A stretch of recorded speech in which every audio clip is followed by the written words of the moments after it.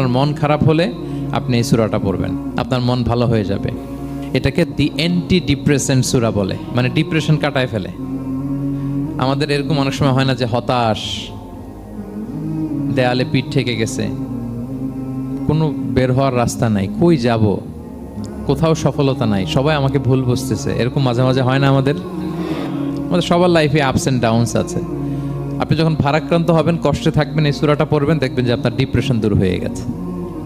তো আল্লাহর হাবিব সাল্লাল্লাহু আলাইহি ওয়াসাল্লাম যখন এরকম ভারাক্রান্ত ছিলেন, চিন্তিত ছিলেন, তখন আল্লাহর হাবিব সাল্লাল্লাহু আলাইহি সাল্লামকে চিন্তামুক্ত করবার জন্য আল্লাহ তাআলা এই চমৎকার সূরাটি নাজিল করেছেন। আল্লাহ নাজিল করলেন, আউযু বিল্লাহি মিনাশ শাইতানির রাজিম, বিসমিল্লাহির রহমানির রহিম।